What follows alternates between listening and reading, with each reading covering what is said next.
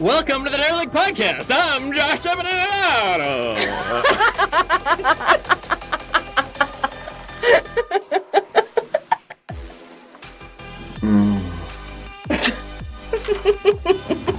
It's just weird that you eat everything like that. We're recording. To food and drink, add some gay jest. You will always be a welcome guest. Gay jest? Oh, I should probably explain that. She is my girlfriend. One of them. True. And that might be what we're talking about tonight. This is a kid's show, Sarah. It's definitely not a kid's show. If you're a kid, get the fuck out of here right now. I'm honestly surprised. Welcome to the Derelict. Weird.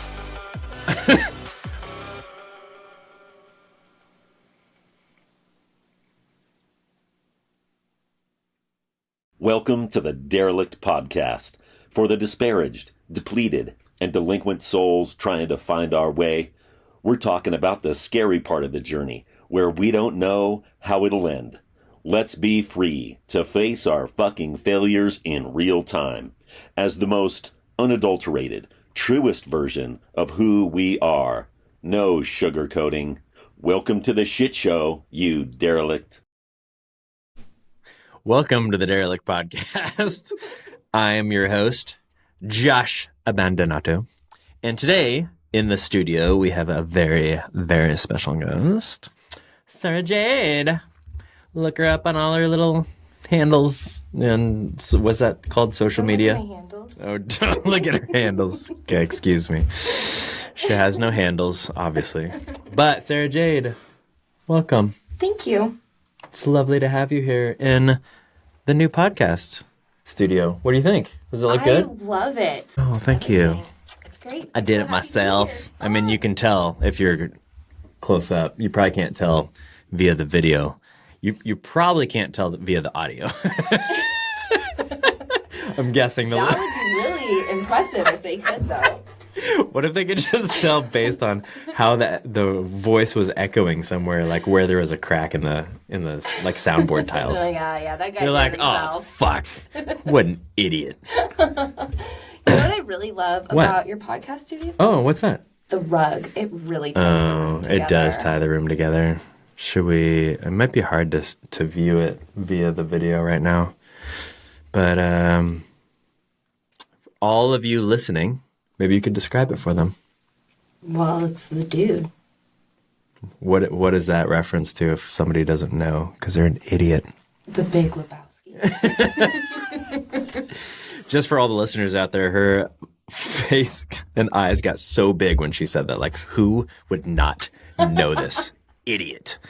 So anyway, Sarah Jade is in the studio. As you can tell, we get along well because we happen to be dating. And I figured if I'm going to host a failure podcast, might as well let it go down in flames by having my girlfriend on it. Yeah, and who better to have on a failure podcast than, like, somebody who fails a lot? Sarah Jade. Yeah. It's true. You have a lot of stories about that. So what's really funny about having Sarah on the show today is that the way we started our relationship was kind of a failure. It was like pretty much the opposite of starting a relationship. We went on a random camping trip with some friends of friends and ended up just connecting there and got along really well. And at first we just thought it was going to be a little fling, and then all of a sudden it turned into more than a fling, and then a long-term relationship, and now like our kids hang out and stuff, and like fucking, we'll talk about how difficult that is for us later when she leaves. Just kidding. He's not kidding. The reason we thought that it would be a good topic today to talk about is we're going to be talking about how to stay emotionally present. Emotional presence, how to not fail at being emotionally present. And I thought Sarah would be a great guest today because, again, our whole relationship started off by not being emotionally present at all, basically. No, we were pretty fucked up in the head. Yeah, we were. Yeah, we were both maybe dealing with some stuff in our lives, and then also we're just not very present with each other. So I figured, why not have her on and talk about how to not fail being emotionally present, and we'll be talking about hard emotions, negative emotions, quote unquote negative emotions. So obviously no emotion is either hard or negative, right? But we might view them that way. Right. So we'll talk about that, and we'll see how it goes. We'll see if this podcast gets aired. Okay, that's enough of that. So, Sarah, sometimes the way we start the show, especially if there is a guest or a co-host on it, is we talk about how we have failed lately regarding whatever conversation we're talking about. So today, staying present with emotions. So the question would be, how have I failed lately regarding staying present with my emotions? Would you like to answer first, or you want me to? Yeah, no, I'll go ahead. I have a long list of how I failed lately, especially when it comes to being emotionally present. And that is definitely something I'm working through right now, and how to be more present emotionally in everything that I do. But I don't know how many times now I have blocked you on all social media. Seriously considered breaking up with you. Like, in my head, I just have this whole conversation going where I'm like, fuck you, I'm done with you forever. And it's all because you don't respond the way I want you to respond to something, or you don't give me as much attention as I feel like you should be giving me in that moment. And then I start a bunch of arguments between us because I want attention. Wait, so what was the reason? That I want attention. Kind of tuned out there for a second. Sorry about that. Could you repeat it? No. It was something about, okay, got it. So I pay attention well then, is what you're saying. No, it's really funny that you bring that up as your example, because the one that I wrote down was not wanting to deal with your quote unquote difficult emotions. So it's funny how that can be a little bit of a domino effect, right? Yeah. Like, you're going through something difficult, or I could be as well, it doesn't matter which order, but you're going through something difficult and you're having a difficult emotion of, fear or anxiety or dread or whatever that is. And then because that makes me uncomfortable, I avoid you, don't want to be present with you, be available, etc., because the fact that then those negative emotions, quote unquote, are making me feel negative, quote unquote. Interesting. Yes, it is interesting. Yeah. So I get that, because I definitely had that example just happen the other day. You were going through something difficult, and I'm like, I just want to watch a movie and not deal with this shit. But you came over, and it was great. Was it great? Yes. It was great, actually. Is it? Because you have that look in your eye like, we're done after this podcast episode. We're going to talk when we're not recording. Don't even make it sound like that. Ew. Gross. So we're talking about staying present with quote unquote difficult or hard emotions. So maybe let's just start with, well, what would we describe as a hard emotion? Could you think of one example of what a hard emotion would be, quote unquote? For myself, guilt and shame are definitely some hard emotions to sit in. Yeah. Yeah. What do you think makes that difficult to sit in those? Well, it's uncomfortable, and I think it takes some accountability and taking responsibility and owning your shit a little bit to work through those. And that is very uncomfortable a lot of the time. Yeah. What do you think is uncomfortable about that piece, though? About you sitting in your own, sitting in your own shit doesn't sound happy. Yeah, but why does it feel like sitting in your own shit, I guess is what I'm asking. Why with guilt and shame? I think with those two, it usually has to do with something that I've done or said that I feel has hurt somebody else or elicited a difficult emotion out of somebody else as a response, and I feel poorly about that. And it's just it doesn't feel good to rub your own nose in your shit, so to speak, Yeah, and have to true. look at the mirror accurately and see, Yeah. I was the bad guy this time. Yeah, absolutely.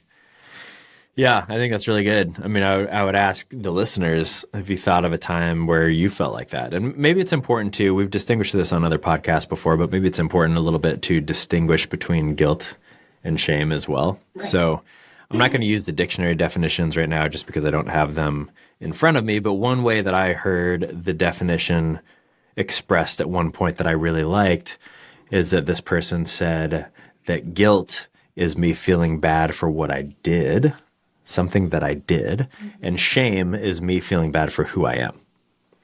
So, did you do a bad action? You lied, you stole, you cheated, whatever. Okay. Having guilt from that is actually healthy, right? Right. It's a good thing. We should feel bad if we do bad Keeps things. you in check. Right. If we didn't feel bad if we did bad things, then Right. we would be psychopaths and murder people, probably, right? So it's good that you feel good for doing bad things. Shame, however, when shame takes over is, oh, I did so many bad things, or I just have this constant, I'm just bad as a person. Like there's nothing redeemable within me. I'm just a terrible person. I'm awful. I'm terrible. Right? So I guess for the listeners, think about maybe a couple of examples of both of those categories. And, I don't know. I think the way we're describing them, it makes sense that it would be hard, quote unquote. I mean, I don't like sitting in that shit. No. Definitely not. It's not comfortable. No, it's not. It's not. Because either shame, I just feel like it's not even worth going on, or guilt, I'm like, I just feel so bad about it and I can't get rid of it. So yeah, I get that. A couple hard emotions that I thought of were disappointment, or being disapproved by somebody. So in other words, I'm doing something that is not approving to them, right? I'm not keeping up to their standards, or I'm disappointing them in some way. It's very difficult for me. And I would say that's probably not necessarily an emotion, right? I don't know if disappointment is an emotion, but just feeling the other person be disappointed or disapproving. Right. Is very difficult for me, because I want people to get along. I want people to all have a good time. I want to be able to get along with the world. I don't really like it when people don't like me or have problems with me, etc. We'll talk about that a little bit later when we get into codependency. But yeah, those are difficult for me. Do you relate to those at all? I definitely relate to that, and wanting to not let people down and having a lot of my, I guess, happiness, like temporary happiness in that moment, be dependent on, if I'm letting people down or if they're proud of me, and feeding my ego a little bit in that way too. Yeah. So definitely can relate to that. For sure. All right. What about another one? Is there another hard quote emotion that you thought of? Yeah, I definitely, in this relationship, I have seen intimacy and vulnerability be really difficult for me. I don't know if those are technically emotions either, but just the feeling of letting my walls down and letting my guard down and taking that risk is just really scary and uncomfortable. Mm-hmm. Yeah, for sure. I definitely get that. We'll talk about that later too. I mean, I guess in general, if you have a hard time with hard or negative emotions, that means because intimacy is difficult, right? I mean, how could that? Don't those two always have to go together? I would think so. Yeah, I think so. Or just, carrying some hurt and baggage from old wounds with you, and not trusting the person that you're with now because of people you were with in the past. I think that there could be a lot of different reasons why that's hard for people and what that means to them. Yeah, no, that's true. And for what it's worth, even though we're not talking about sex per se, there was a concept that I learned about with intimacy called soul ties. Have you heard that concept before? I think so. Maybe you can explain it a little. Yeah, it's soul ties is like, basically they talk about how when you are intimate with someone, you create this soul tie to them. So there's an actual connection of your souls. This is going to sound kind of woo-woo for a second. There's an actual kind of connection of your souls so that when you break up, that still kind of sticks with you. So the more people that you have that intimacy with, the more, and then the more breakups there are, the more that is kind of weighing on you, which gives you less room for other people, which I think makes a lot of sense. Because I'm like, yeah, how can I be intimate with you when the other many women that I've been with. Point number 2 for conversation after the podcast episode from Sarah. Let me just She's taking notes. She has a list of like 58 items already. What were we talking about? Oh yeah, soul ties. So the point is that until you like heal yourself of those soul ties, and the concept comes from a religious tradition, so they talk about praying them away and that sort of thing. But I think you could probably do the same thing through therapy or whatever kind of your tradition of doing this is. But I think that that's really interesting because I agree with you that intimacy is more of a hard emotion the more times I'm intimate with people. Right. Because the more times I get burned, the more I'm like, fuck that. I don't want to do any intimacy ever with anybody. No. Fuck y'all. Yeah. I'm safe behind my walls and my boundaries. Right. Right. Exactly. I mean, it's one of the whole reasons I created this podcast, as you know, is because I'm so tired of all of these podcasts talking with no intimacy, no vulnerability, just coming in and saying, hey, look at how successful I am. And, oh, yeah, I used to be a failure. Right? Like I grew up in a religious tradition. I know you did as well. And that's kind of the whole like, well, now I'm a Christian versus before I wasn't a Christian. And it's just segmented into these two like, well, of course I was evil back then and now I'm perfect now. Right? I feel the same way when it comes to this type of conversation. Right. That most podcasts are, well, now that I'm in the success zone, quote unquote. Now I can talk about the I can talk about the failure zone. Exactly. Just like I made it out of the failures. Right, correct. Right. Just like with religion, right? Like, well, now that I'm converted, I can talk about my non-conversion days and not feel shame over it because of the fact that I'm not out of it. Yeah, exactly. Right. Right. No, I feel very similarly with that. Which to me, I think is interesting because a lot of times we could see those conversations as actually being intimate, but are they? Right. When in reality, it's a conversation trying to hide the shame that I feel about who I used to be as a person, either pre-conversion spiritually or whatever. Yeah, I agree with that. I think that, I used to be this person is a little bit bullshit. We can all change and grow, but deep down we're that people still. And I think saying, oh, I used to be that person is another way to deflect and not sit in those uncomfortable emotions. It's still not dealing with the hard emotions, right? A little bit, like that's a different person. Yeah, because or you could even go into the past and do that thing, right? Like we just had a podcast recently where Tyler was talking about those guys that had the one pass in football in the 80s, and they're still living in that one moment, that one game, the big game, etc. Right? We can still do that, I think, with this. If we think of, oh, well, there's this one time in the past where everything was good, and I then can sit in that, and I still don't have to sit in my present emotion, right? Right. And similarly, I have all these successes now. I'm a successful person now. Right. So I don't have to feel bad about any of these failures before. Totally. Yeah, absolutely. But the hard part, I think, is having this conversation when you're still kind of feeling like a failure. Yes, it is. Yes. Yeah, and I think that's where some of the true vulnerability comes in is you don't know what's on the other side of that. You haven't had the success come from that yet, and you really are just bearing it all and taking a big risk there because you don't know what's going to come from that. Right. So I think that's probably a good answer to the question of what makes these emotions, quote, hard or, quote, negative is what you just said. One is that you don't know what's on the other end of it. Right. So if this part is uncomfortable, I don't know if comfort comes after this. Right. Right. If I'm right in the middle of war, or I'm right in the middle of a trauma, or I'm right in the middle of a disagreement, or I'm right in the middle of feeling anxious or fearful or whatever, I don't actually know what's on the other side of that. Yeah. Right? Yeah. If we're in an argument, I don't actually know what the end is or when the end is or what will happen in the end. Right. So I can't predict the future and be like, oh, everything's going to be fine, so I'll just be 100% vulnerable right now. I'm like, I don't know if I want to be vulnerable right now because I don't know how this is going to end. Yeah. Maybe I need to hedge my bets or something, right? Yeah. And a form of protecting yourself, I think. Right. Yeah. Right. And I think, what else would you say makes emotions, again, quote unquote, hard or negative? Is there anything that you could think of?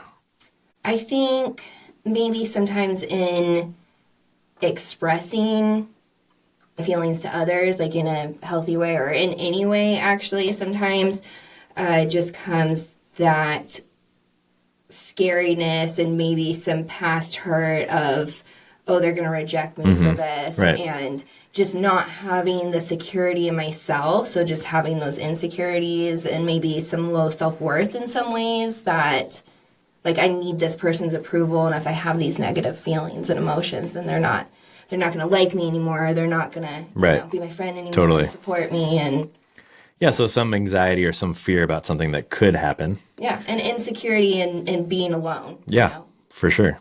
For sure. Or even, we're kind of talking about this before the podcast, or even what I actually need myself, right? Like not feeling secure enough to actually ask for what I need. Right. I mean, you know this just by being in a relationship with me. That's still not easy for me to do. No. It's a lot easier for me than it used to be, but I can't remember if I mentioned this on one of the parenting podcasts or not, but I'll mention it here that my son called me out on it a little while ago. And I basically was talking to him because sometimes I think he has a hard time asking for what he wants as well. And I was telling him that I do also. And he's like, well, yeah. Like it was just yeah, who do you think obvious. It was obvious to him. And I was like, well, so we talked about that a little bit. I was like, oh, well, does that bother you? He's like, well, just ask me if you need something. And I was like, wow, that is a really mature response from an 11-year-old, right? It totally and is. I don't want to put pressure on him that shouldn't be put on an 11-year-old, right? So I'm not going to be talking to him about relationship dynamics. But it's this simple for me. If I'm sitting on the couch watching TV, I could ask him to bring me water and he would do it. And I don't usually do that because I don't want to even put out my own son who's fully capable of getting me water. You know what I mean? Right. Has nothing to do with him. It's just like, oh no, I can't do that. So just, I don't know if you relate to that at all, but just expressing my own needs has been challenging. I can totally relate to that. I mean, yeah, even just simple things like, to my son, hey, I've had a rough day, or to you, hey, I've had a rough day and I just, need to chill now, or I need some space now, and not worrying that that's going to hurt your feelings, that you're going to take that personally. Right. Or, but yeah, that wanting to be able to express my needs and being worried that I'm going to offend somebody by being human. Yeah, right. Stay tuned for codependency later on. Maybe this episode, maybe next. We'll see how long it goes. Yeah. I think another thing for me that makes dealing with emotions hard or negative or staying present with them is just having the responsibility of my own feelings. Just knowing that like whatever my feelings are my feelings, or whatever your feelings are your feelings, and that's okay.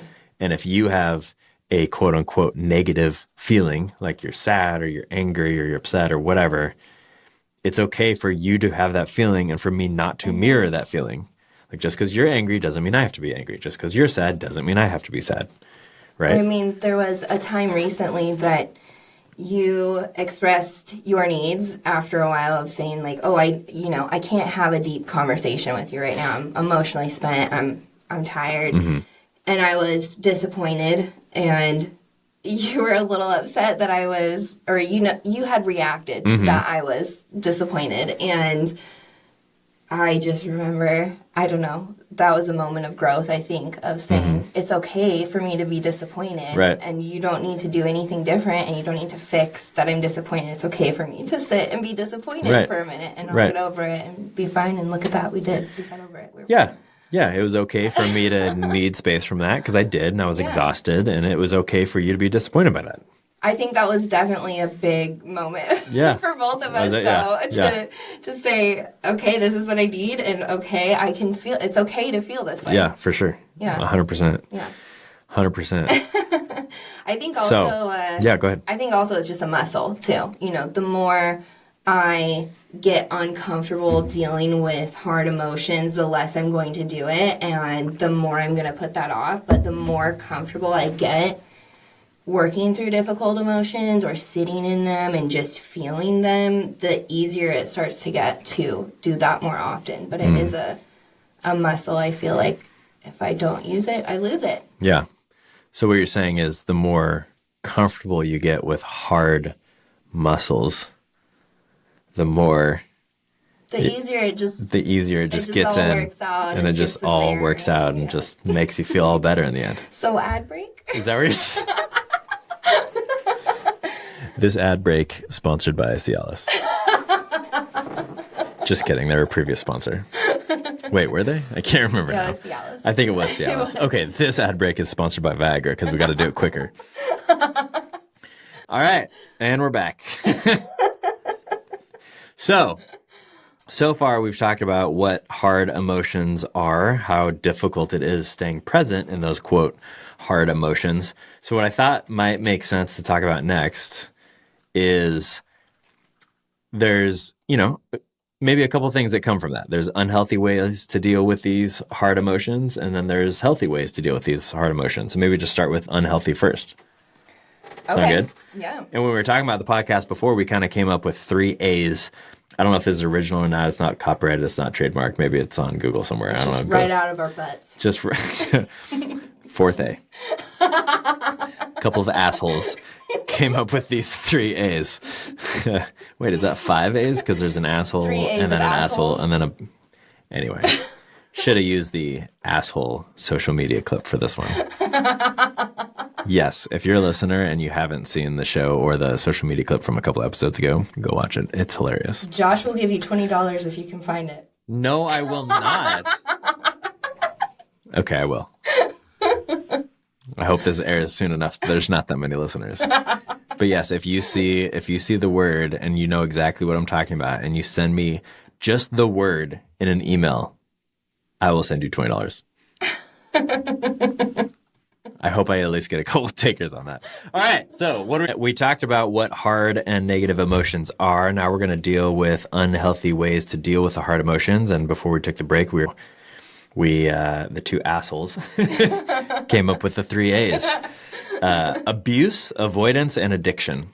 Again, don't take this for any therapeutic reasoning or research-based or anything. Oh, God, no, please don't. As usual, I should just have a preface at the beginning of this podcast of don't listen to any of this because it's all completely worthless, which makes it amazing. Again, that's right the 4th out of our A. butts. Weird that she keeps saying that. She obviously has a butt thing that she wants to explore tonight. So. Talk about that later. I don't know if we're going to keep that part in there. Might remove that one. Okay, so the 3 A's, abuse, avoidance, and addiction. Those are 3 terribly unhealthy ways to deal with these quote-unquote hard emotions. All right, so... I love hard emotions. Yeah, I was just waiting for you to say something about the hard emotions. I was trying to keep it in. All right. Okay, so 3 A's of dealing with hard emotions, abuse, avoidance, and addiction.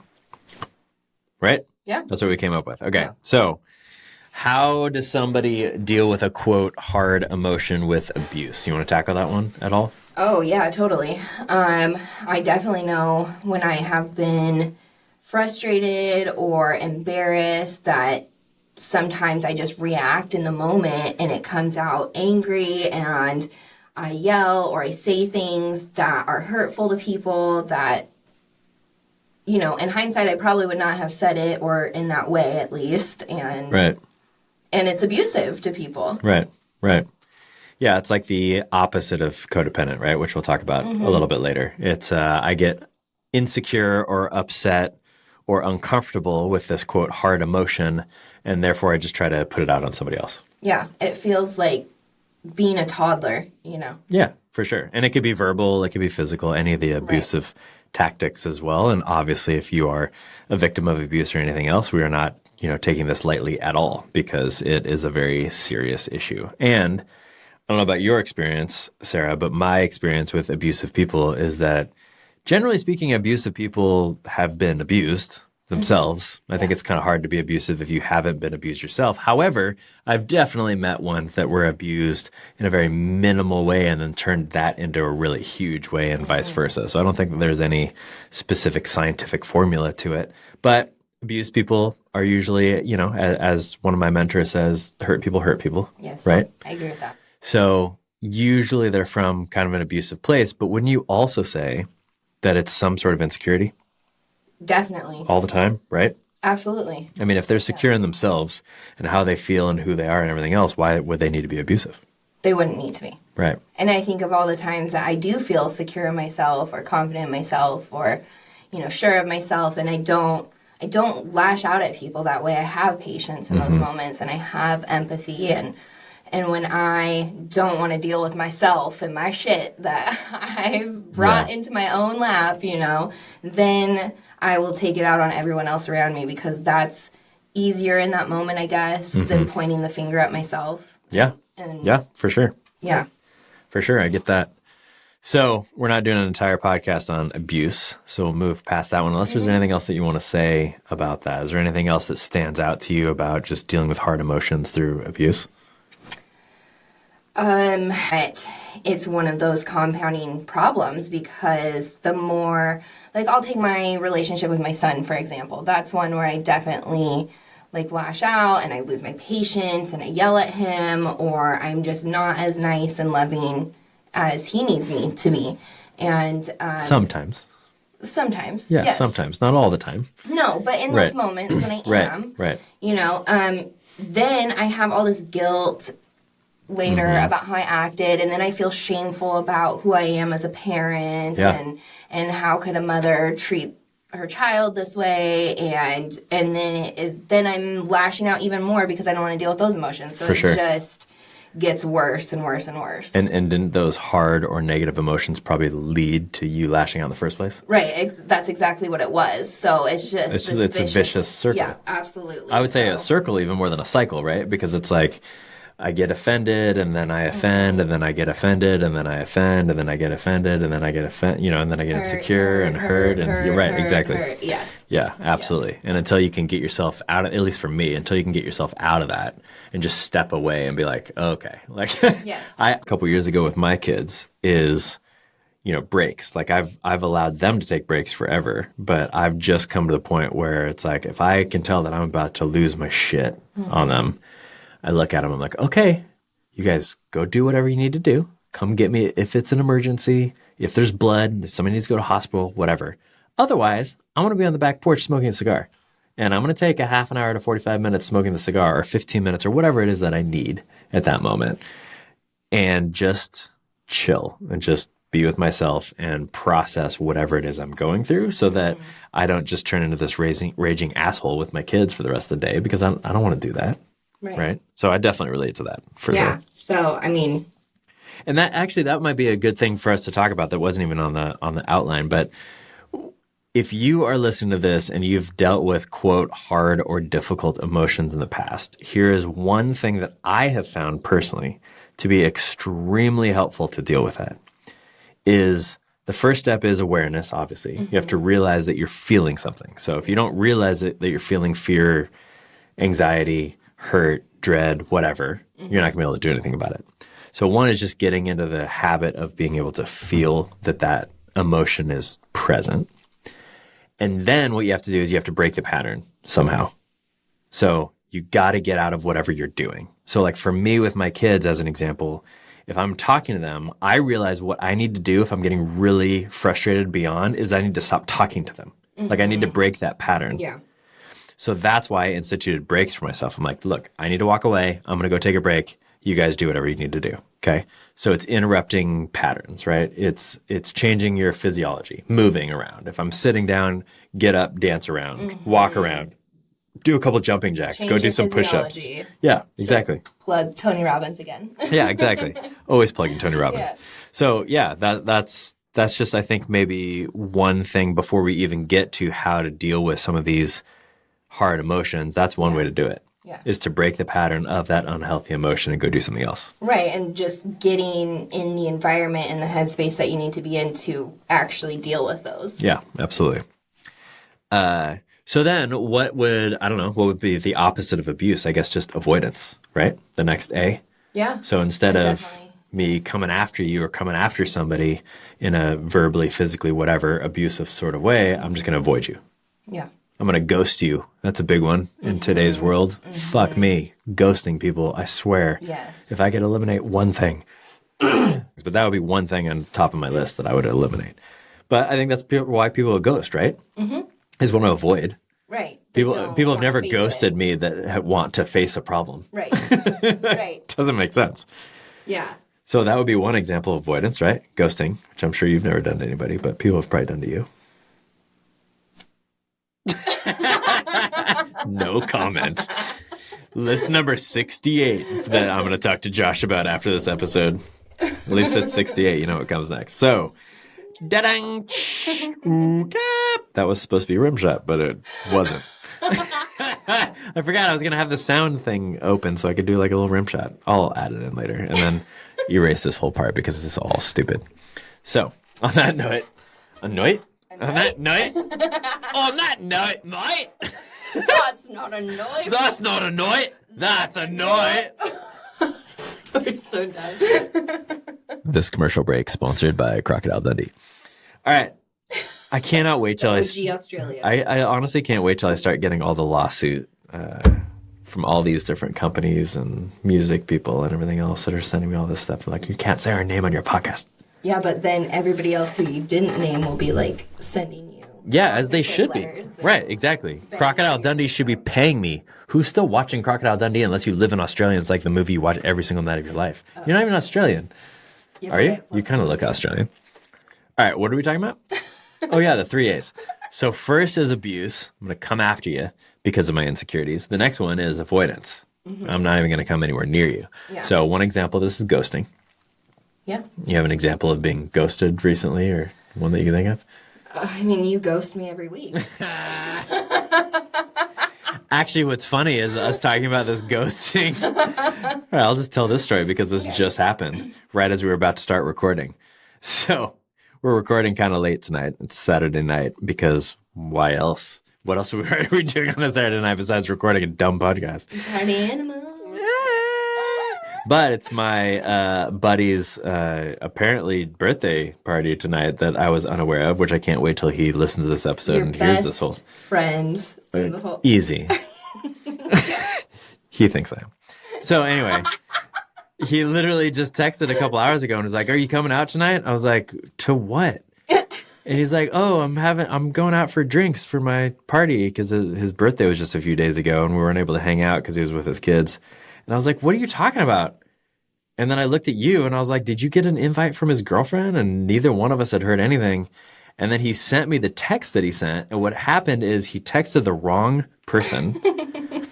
And he started making jokes about you also, which was hilarious because the other person was like, "Who are you talking about?" We have a very unique and slightly abusive sense of humor. Yeah, there you go. Speaking of abuse. So this other guy has no idea what is happening and is like, "Who are you even talking about?" So then anyway, he sends me a screenshot of this with him just talking to the wrong person saying, "Are you hanging out with us on Saturday?" And I very briefly looked at the text, might have possibly even been high when I was looking at it. And I just laughed at it and just went on with my life. So then he resent me that text, which I guess was his way of inviting us out tonight, which I clearly didn't pick up on because I just laughed at a text that he sent to the wrong person. Well, yeah, you're a very direct person, and that's not a direct It's not a direct invite. And now here we are avoiding that. We're not avoiding that. We're trying to be here present with you, our dear listeners. Trying. You're welcome.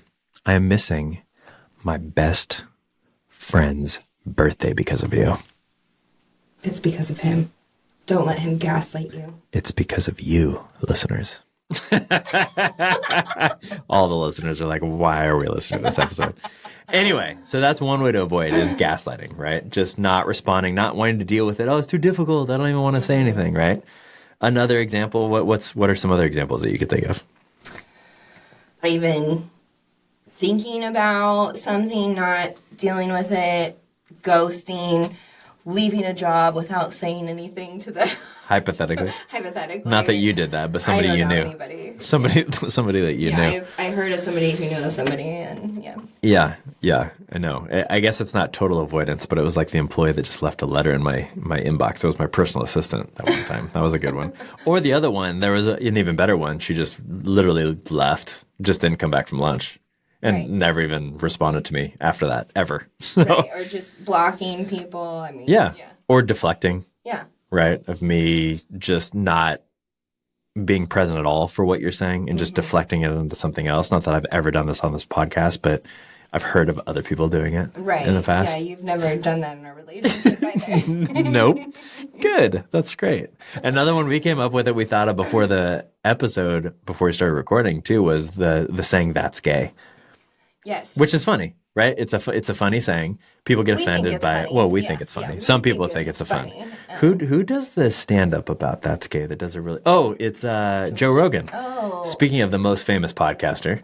So yeah, if you have an issue with me, why don't you listen to the most famous podcaster talk about "that's gay"? He has a whole stand-up about it, and it's hilarious. But the whole point of it, the whole reason we're even bringing that up, is because it's just a flippant way of avoiding whatever we're trying to talk about. It is. It's that when I feel like things are getting very intimate between us sometimes, and I feel like we are genuinely sharing some very like sweet and thoughtful emotions, I think we both get a little like claustrophobic with that, and past hurts come in, and we just will avoid getting deeper with each other by saying "that's gay" and like playing it off like that, and like, oh, that's just our humor. But yeah, I think it's a way of avoiding some uncomfortable intimacy fears that we both have. Yeah, for sure. Which is a good reminder, I think. Well, a couple things. Number one is you heard how she used "that's gay" too. It's not a negative term in that context. We're actually talking about it in a good, like that's a really good thing. But yet we're saying the really good thing is bad. Because the really good thing, which is the intimacy or the vulnerability, we're not comfortable with. Yeah. Because we're very backwards Yeah, people. because we're fucked up, obviously. But what it reminds me of is we're talking about, quote, hard emotions. And I just want to make a line in the sand here.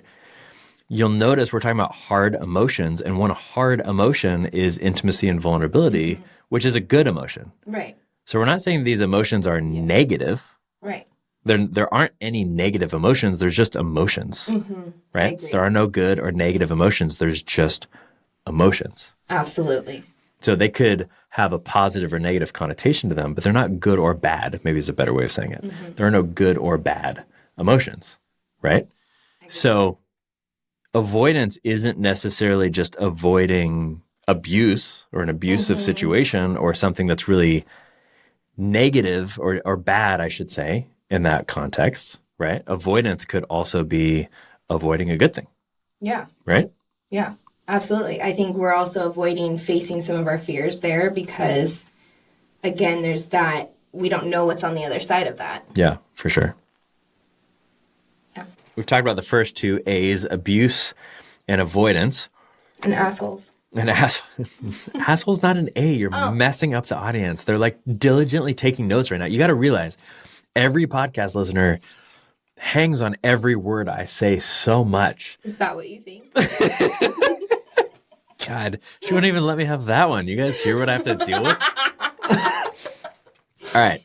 So we have the first two A's from the asshole, the three A's, abuse, avoidance, and now we move on to addiction, which I think is even more prevalent in our world than abuse and avoidance. Myself, honestly, I think there's more addiction than even gaslighting in this world of ours.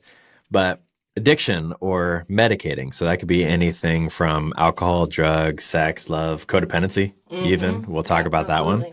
But can you think of any examples or anything that you want to say as far as, just addiction or medicating hard emotions and how that's come up before? Yeah, well, I have struggled with addiction a few different times in my life, and I'm still working through addiction issues right now with a lot of different things and just the mindset behind that and wanting to use something else to not feel my emotions and not be present in my emotions because the emotions that I'm facing the hurt that I'm facing, the situations that I'm in are too painful or uncomfortable for me to deal with. So I use a substance, I use a relationship, I use shopping, alcohol, drugs, tattoos, traveling, sex. I mean, you name it, I will be addicted to anything as long as it means not having to feel those emotions. Right. And I think that's a really good point too, because I think it was very honorable and vulnerable for you to say, yeah, I've had addiction in my life, etc. I wasn't necessarily saying that you had to go down that road, but even I started getting a little uncomfortable when you were saying that because of the fact of what do you think people hear when they hear that? So usually, like, if you hear the word addiction as an example, you think of someone that's so strung out on meth that they're literally about to die at any moment. Yeah, so right? Portland. Yes, yeah. So most of the city near where we live. Yeah. But I think it's really, really good point for the listeners that honestly, if you're there right now and you're hearing about this as far as addiction, you're like, well, I would never do that. I'd really encourage you to think about whether you do that or not, because in my humble opinion, I think 100% of the world's population deals with addiction. In one form or another. In one form or another, because all it is medicating for me to get. So unless you are the person that is 100% capable at all times with dealing with all of your hard emotions. So if you're that person, great. Please. Where are you? Yeah. Can I study you? Exactly. Send me a message, will you? Will you email me, please, for the love of God? Because not only do I want you to be on the podcast, and I mean, honestly, if you're that person, I might even pay for you to be on the podcast. But not only do I want you to be on the podcast, but I want you to tell me your secret. Because I've never met that person, and I don't think that person exists. I mean, I think if that person nominates themselves, it kind of takes them out of the running. It probably would, yeah. But here's the thing, though, is that addiction is not just the strung out meth that's about to die at any moment on the side of the street. Addiction could be all of those things that you mentioned. Right. Not only does it have to, could it be a substance like alcohol or drugs or obvious substances, or prescription drugs for that matter, but it could also be a relationship. Love, shopping, sex, eating, right? Absolutely. If you look at 12-step programs, there's a 12-step program basically for anything. I heard of one that I just thought was almost even too ridiculous the other day because it's just almost everything. You eat too much, you shop too much, etc. Well, why is that though? And why is that not ridiculous? Because they all have the same basic tenets. And the basic tenets is you're medicating with something in order to not feel these, quote, hard emotions, right? Yeah. Instead of just being present, you're using something else to escape from that. Yeah, and I think artificial intelligence, VR, all that stuff is the same thing. Work is a huge one. Yeah, for me. absolutely. That's a huge trap that I fall into, and I think that's the dangerous part of those addictions is that it's not what you typically think of when you hear the word addiction. And I know in my own life, I didn't think I had a problem with all these different things because I wasn't that person, you know, strung out on the side of the road. Right, and I kept a job down and I kept relationships in my life. And, you know, I didn't have a DUI or had gone to jail or anything like that. And so I didn't think that I had a problem and there was nothing that I needed to work on. So, you know, a year ago even, I may have been the person listening to this being like, I'm that person. I can handle all of my emotions just fine. Right, you're right. And not at all. And, yeah, I think that is a dangerous way to look at addiction is that it's only the strung out person and that if you reach a certain point that then it's bad and it's an addiction, but really it's just not wanting to be present to deal with those things. From my experience, it's much more subtle.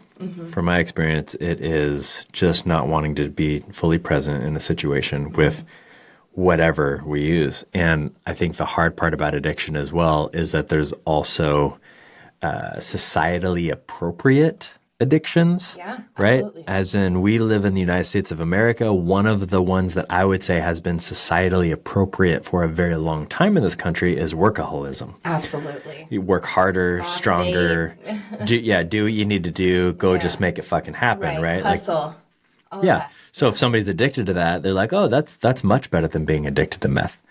Now, I'm not here to argue which one is worse because one obviously has You could More painful argue consequences. more painful consequences, Sure. maybe, Maybe. but workaholism turns into a bunch of people that have heart attacks and die when they're 40 also. So I don't know which one's worse. And I've been in, a couple of different addictive situations, and only speaking for myself here, it is much easier for me to make excuses for my workaholism than it is for my alcoholism, let's say. And well, again, it's more accepted socially. It's more accepted, and I feel like I'm being productive, so what's wrong with it, right? But at the end of the day, I'm destroying my relationship with my son. I'm destroying my relationship with you, with my family and loved ones. And I think the way I isolated myself from everybody who really cared about me in the name of being productive and working and making money was way worse than a lot of the other addictive tendencies that I had.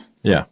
I mean, I obviously don't struggle with workaholism at all, shooting a podcast at Saturday at 9 p.m. after spending hours prepping for it and creating an outline and doing everything else. Clearly, I don't know what you mean by that. Right. Clearly, I'm not on my phone at all times saying, oh, how many more listeners do I have? What else can I do? How can I get this out there? Yeah, constantly showing me. Constantly showing you. I'm obviously not dealing with that at all. But I think that's what's so insidious about it is that those addictions, especially the ones that are culturally appropriate from our friends and family, loved ones, and everything else, those are far more insidious, to use the word again, because of the fact that it doesn't appear negative. Right. You can see the meth head on the street that's about to die, that has lost their home and their family and their kids and everyone they loved and everything else because they're so wrapped up in this drug that that's not even them anymore. Right. That's very evident, maybe more so than we want to admit the exact same thing for the workaholic. Mm-hmm.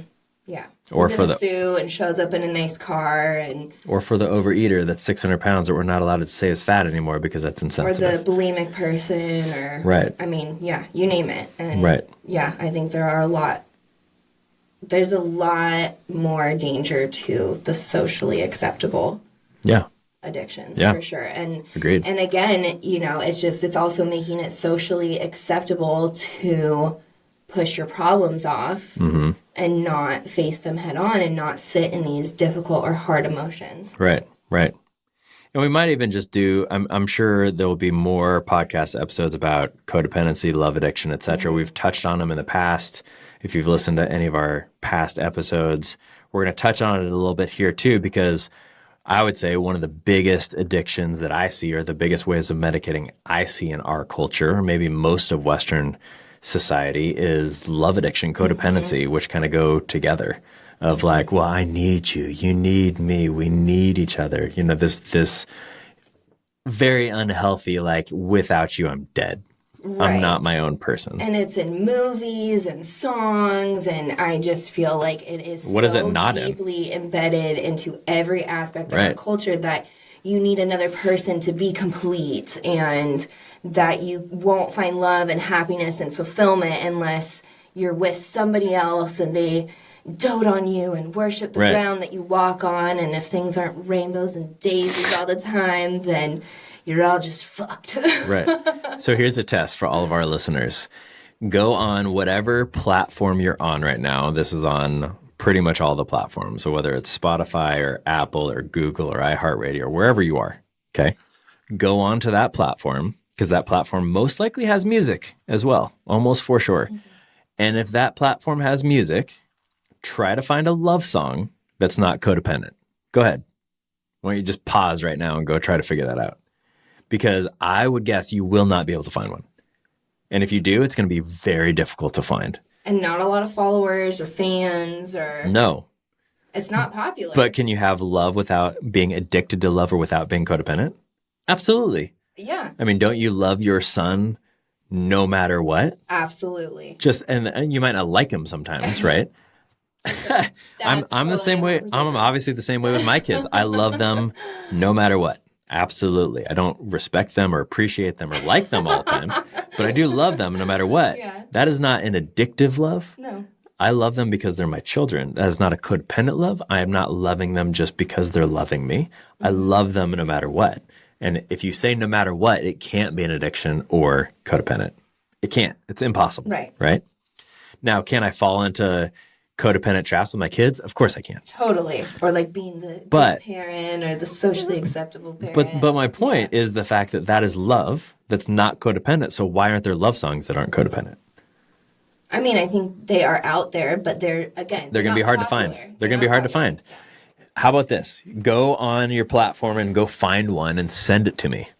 Okay? Send it to me. So he can serenade me later.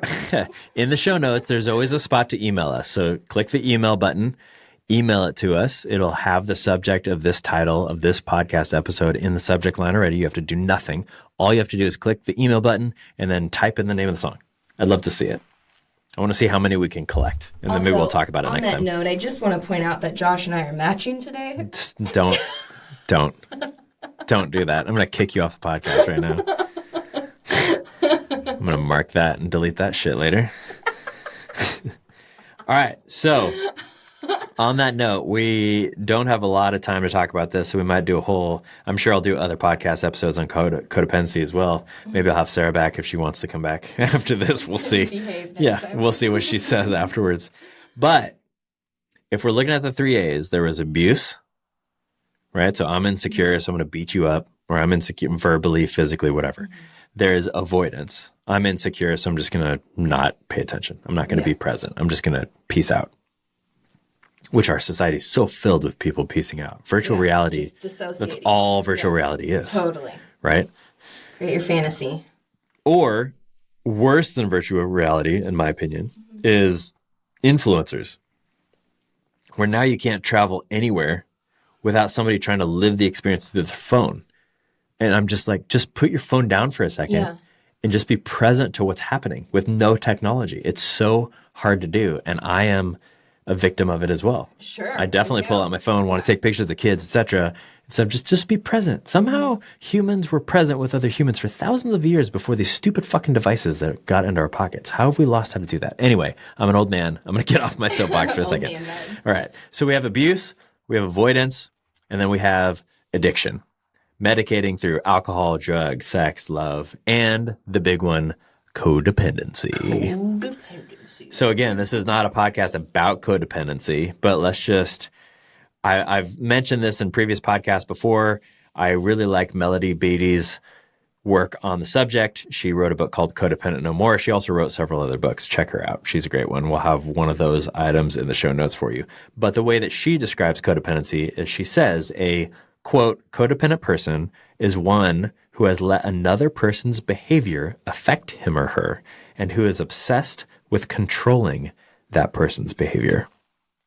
Oxford Language Dictionary defines it as excessive emotional or psychological reliance on a partner, and Merriam-Webster says a psychological condition or a relationship in which a person manifesting low self-esteem and a strong desire for approval has an unhealthy attachment to another, often controlling or manipulative person. So let's talk a little bit about the roots of codependency. So codependency, or at least a lot of it, kind of came to rise out of a reaction to addicts.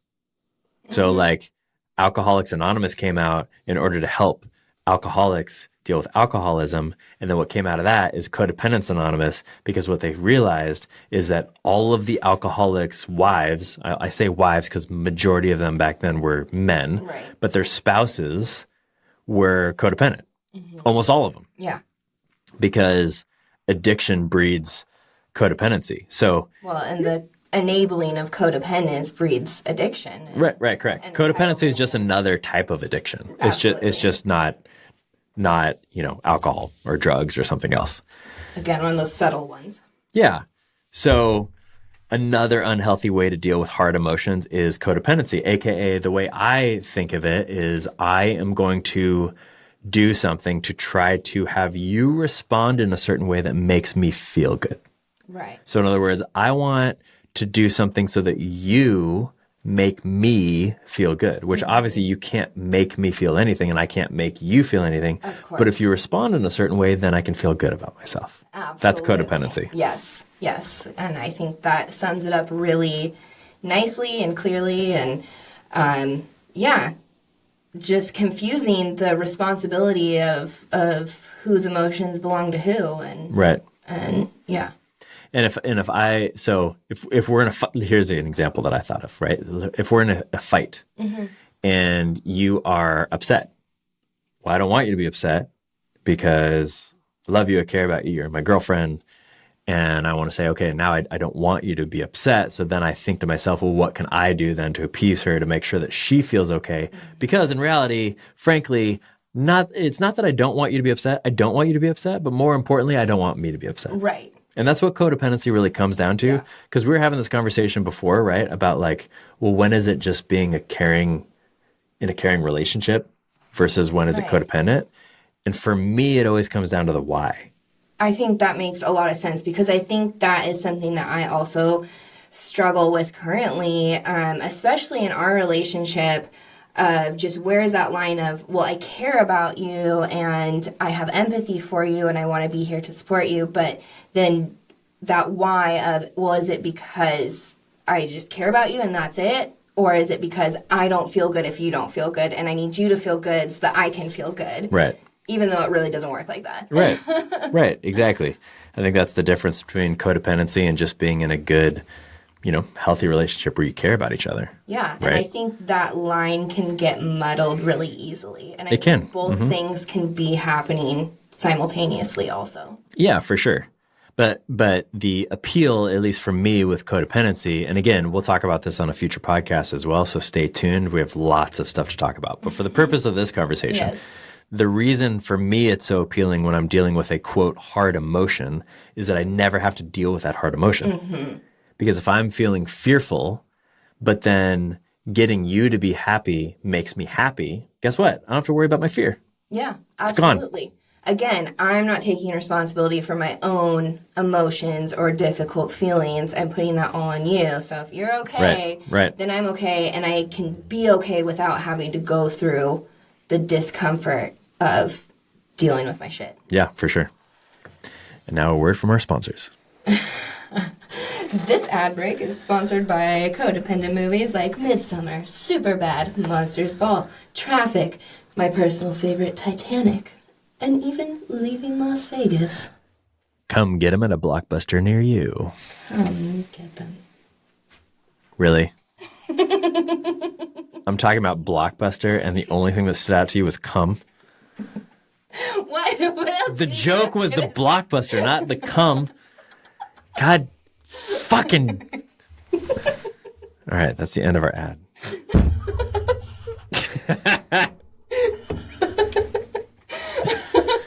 Okay, and we're back. Blockbuster has sued us, and so has cum. So, we've talked about, can I say that on the podcast? I'm pretty sure I can. I don't know. I marked it as explicit, so I can say whatever the fuck I want, right? That was the whole point. Hope my kids never listen to this. So, on that note, we talked about dealing with hard or difficult emotions. We talked about what those even were. We talked about unhealthy ways of dealing with them. And I look forward to part 2 about codependency and love addiction and all that. That'll be good. What about healthy ways? Maybe we should give our listeners some hope. I mean, we usually don't like to give our listeners hope. What the healthy ways are. Because this is a failure podcast. This is not a success podcast. If you're here for a fucking 3-step formula, go fuck yourself and listen to all the other goddamn podcasts. Listen to every other podcast out there. This is the anti-podcast. But that being said, we do, I don't know. I've experienced a few things that maybe I'll just share real quick that might be helpful to some of the listeners. For me, honestly, this is going to sound so simple. But the thing about dealing with a quote unquote hard emotion is just awareness, realizing that it's occurring, and then honestly just feeling it. Yeah. And I know that sounds probably overly simple. As somebody who's working through this and struggling and failing at it at times, it sounds simple, but it is not simple. Again, like that muscle, especially when you are not used to doing that, it can just be extremely painful to have to do that. And yeah, it can. I think that's such an important first step to dealing with this in healthy ways and dealing with these hard emotions. Yeah, so for me, I mean, it's something that I've learned from several people in my life. And it's all come down to the same essential conclusion, and that is just to stay in the emotion. So not forever. No. We got to break patterns. We got to get out of emotions, etc. But to sit with it. In other words, don't just deny it, which is what I used to do a lot, or minimize it, which is what I also used to do a lot. I remember the first time I saw a counselor a long time ago, the first session, he looked at me and he's like, Josh, you're a very angry person. And I was like, fuck you. No, I'm not. I'm just kidding. I didn't even say that. The funny thing is I was so out of touch with being angry that I didn't even swear back then. Yeah. Probably hard for you to believe, but I never swore. I never swore at all. I did not swear at all. But literally what went through my head is, no, I'm not. What are you talking about? Like, I was so confused that he could see this. And that was the degree of denial and minimization that I had, is that I didn't even realize that I was that angry. So for me, the first thing is just being aware, like, what emotion am I actually feeling, and staying really curious about it, not judging it. Because there is no bad emotion. Yeah, not shaming yourself. Don't shame yourself for it. Don't judge yourself for it. Just sit in it for a second and try to figure out what it is. Like, what am I actually feeling? Yes. Is it guilt or is it shame? Is it fear or is it anxiety? Is it sadness or is it frustration? Right? Like, what is the actual emotion that I'm feeling? And then the second thing for me is also being curious about why.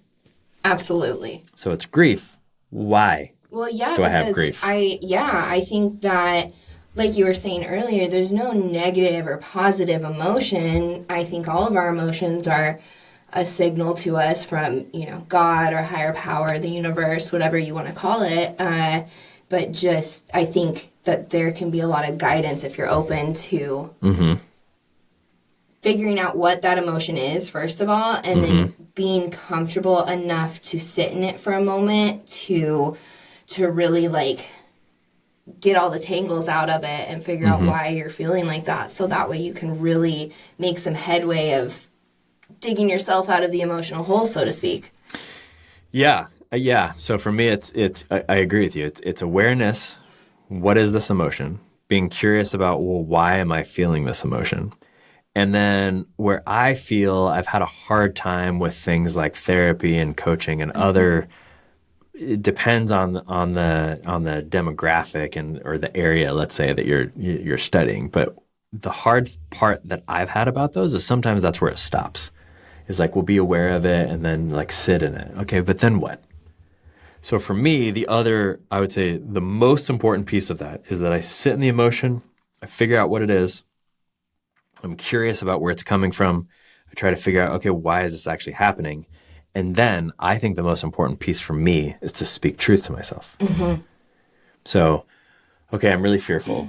And here's the reason I'm really fearful. And I'm fearful that this might happen. And here are some reasons why I'm fearful that this might happen. But then what's the truth?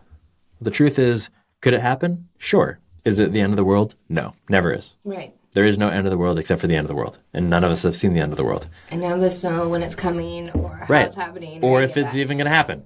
The world could be around forever. Who knows? Hit by a bus before that ever happens. I don't know. Who knows? But the point is, there is no end of the world. Right. So even that expression doesn't make any sense because there is no end of the world, right? Until there's an end of the world, and then we won't even know because it'll be the end of the world. And it won't even matter then. It's the end of the world because it's won't the even end matter. of the world. So my point with all that is that once I'm truthful to myself of what emotion I'm feeling, and then I'm curious and I understand kind of where it's coming from, then I can be honest about the fact that it's not going to end my life. Right. It's not going to be the end of the world.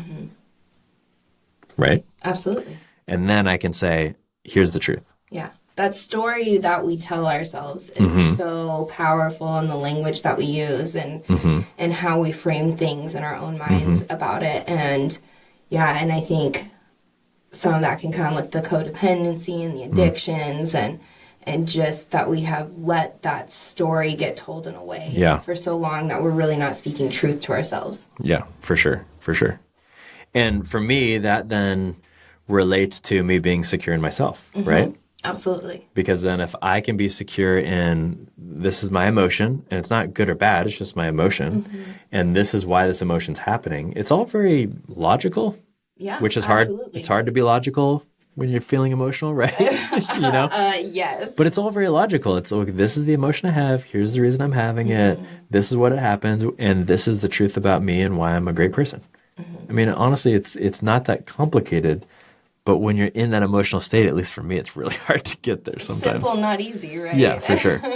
But then when I get there, I mean, isn't this true for you? Don't you feel like so secure in yourself once you get to that point? I feel not only secure and confident in myself, but I feel very free.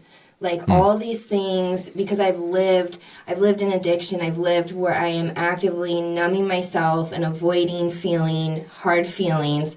And just the weight of that, the constant weight of that is so heavy. And I feel like brought me down in everything else that I did in life. And that was a big ceiling for me in everything that I did. So getting through to the other side, changing the story I'm telling myself and working through that and not shaming myself for having those emotions, it is just so utterly relieving. Yeah. It just feels like a big weight has been lifted off every time I do it. Yeah, for sure. And yet, I still will go back to doing things like numbing myself and when certain really difficult emotions come up. So yeah. Well, and we could talk about this topic all day. We could talk about addiction all day. We could talk about codependency all day. We could list 5,000 resources here. But I think for the part of this episode, what at least I'm trying to convey, and I hope the listeners hear this, is that it's okay. There are hard emotions, but there's no good or bad emotions. There just aren't. Absolutely. There's just difficult emotions that if I just sit and I can become aware of, and then I can think why, and I can have a reason for why I am where I am with this emotion, that I can be present with it, I can be okay with it, and then I can speak truth to my own life. And that's what's really helpful. Yeah, and nobody else is responsible for my emotions, and I am not responsible for anybody else's emotions, and that is also very freeing. Yeah. So another resource, we mentioned it earlier in the podcast, but I'm just going to mention it again right now. Codependence Anonymous was born out of Alcoholics Anonymous for all those codependents out there, and I would venture to say that most of the listeners have some sort of codependent tendencies, because I think we all do. And that's okay, because I do too. So not judging you, but I think it's a great resource. If you even just go to their website, they actually just have like a little test of like, am I codependent? And you just answer questions. See how many you answer yes to. Interesting. Yeah. So that's a good resource. Obviously, Codependent No More by Melody Beattie. And we might add a couple additional resources to the show notes. So check them out. Well, thanks for being here. Thanks for having me. Yeah, this is great. It was great. Maybe we'll invite you back someday. Maybe, hopefully. Do I have to earn that? Yeah, maybe so. Well, how about this? The listeners, how about you send us a message and you let us know. You can vote if you want me to come back or not, or vote me off the island. Just say yes, Sarah, or no, Sarah, and we'll know what that means. You don't even have to say anything else. You can even just put that as the subject line. Yes, Sarah, no, Sarah. Yes, Sarah. Fuck, Sarah. I can't wait. Oh, that's inappropriate. She's my girlfriend, you fuckers. Well, we already know. I'm just kidding. Feel free to give it your best shot, listeners. Go for it. See if you could beat me. Are you kidding me? Have you listened to this man of a voice that you're listening to? Anyway. So we're ending this now because we have other things to attend to. Thanks for listening to the Derelict podcast as usual, you fucking derelicts. We hope that you had a good experience today, listening about hard emotions and unhealthy ways of dealing with those, healthy ways of dealing with those. Check out the show notes again for resources, and I genuinely hope that you liked what you heard. And if you did, would you do me a favor? No. Maybe you could do me a favor too, Sarah. I don't know. Would you like and subscribe, please? Would you rate the show? If you've listened to several episodes, will you just go into wherever you listen to shows and just give it a rating? Hopefully a good one. If you have a bad rating, don't bother. Just kidding. Obviously, we want you to be honest. Wink, wink. 5 stars. Anyway, but in all seriousness, like, subscribe. Maybe you thought of somebody today. If you thought of somebody today and you're like, wow, I think that they could really hear this, send them the podcast. Send them, we usually put chapters in here. So if it's about a specific topic, just send them that exact chapter in, maybe it's only a few minutes for them to listen to. Maybe that would be helpful for them. Maybe it's somebody facing some failures in their own life. That's what this whole podcast is about, is dealing with failure in real time, not waiting for there to be success to where we talk about these failures in our lives. So maybe somebody just needs a virtual hug, and maybe this will give it to them. Yeah. So Friendly. we hope so. Oh, thanks, Sarah. Thanks again for being here. It's been lovely. It's been so lovely. It's been so fun having you in the new podcast studio. It was so fun. Thank you so much again for being here. Please like, subscribe, rate the podcast, and stay tuned. I think the next go around, we're either going to be talking about codependency and love addiction, or we might be talking about another failure that just happened recently with the studio. We'll see where we go. So, that being said, thanks for being here. See you later, you fucking derelict.